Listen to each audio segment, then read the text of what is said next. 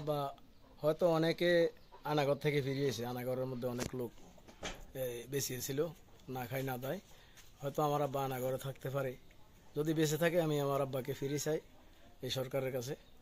আর যদি মৃত্যু হয়ে যায় তার কবরের সন্ধান আমি চাই। আপনার স্বামী আজকে কত বছর নিখোঁজ? 13 বছর নেই, 11 বছর। 11 বছর। উনি যেদিন গেছে এদিন কি বইলা গেছিল আপনার থেকে? হেফাজতে গেছিল ঢাকা। যাইতে দাও সবার কাছে বলে গেছে 3 দিনের লাই যা।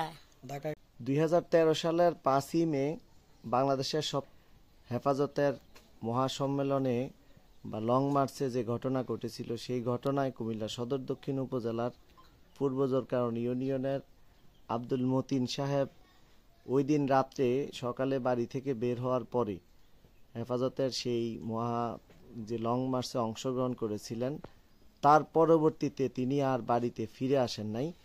সেই আব্দুল মতিনের পরিবারের সাথে আমরা আজকে কথা বলতে এসেছি। দীর্ঘদিন বিভিন্ন জায়গায় বিভিন্ন খোঁজ চেয়েছেন, কিন্তু এখনো পর্যন্ত তার কোনো হদিস পান নাই। আমরা তার ছেলের সাথে কথা বলবো। জি, 5 মে সকাল ফজর নামাজ পড়ে বার হয়েছে আমার আব্বা। সকালে ফজর নামাজ পড়ে বাহারানোর পরে আর ফিরে আসে নাই। উনি কোথায় গেছিলেন বা কি উদ্দেশ্যে গেছিলেন? ওনার উদ্দেশ্য ওই 5 মে যে হেফাজতের এক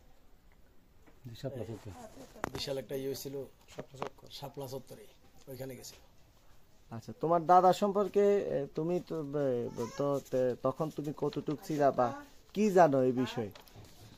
আমার দাদা যখন ছিল মানে তখন আমি খুব ছোট ছিলাম, এতটা বুঝতাম না। মানে আমার দাদা খুবই ভালো মানুষ ছিল।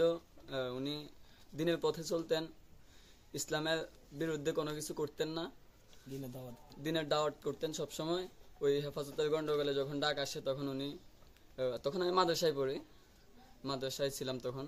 তো বাড়ি থেকে আমাকে জানানো হয়েছিল এরকম এরকম বিষয়, তোমার দাদা 5 দিনের জন্য বলে বের হয়েছে, 5 দিন পরে আসবে এরকম কথা বলছিল।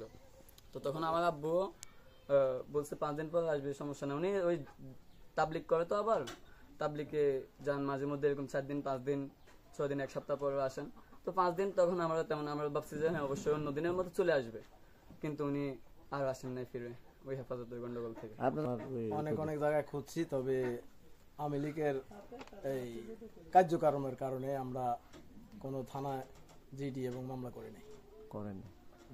আপনি তো এলাকার মানুষ না, এটার নাম অনেক।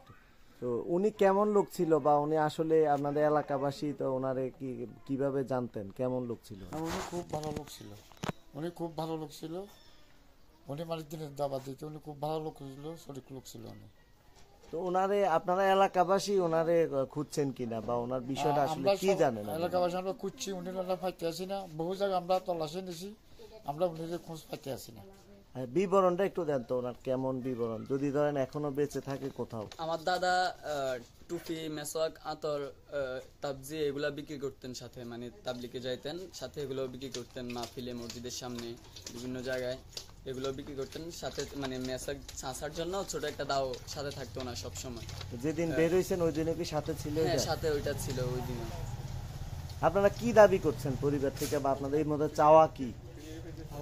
আমাদের দাবি আমাদের আব্বাকে আমরা ফিরে চাই, যদি বেঁচে থাকে, আর না হয় ওনার লাশ কবর কোথায় ওটা আমরা জানতে চাই। ধন্যবাদ।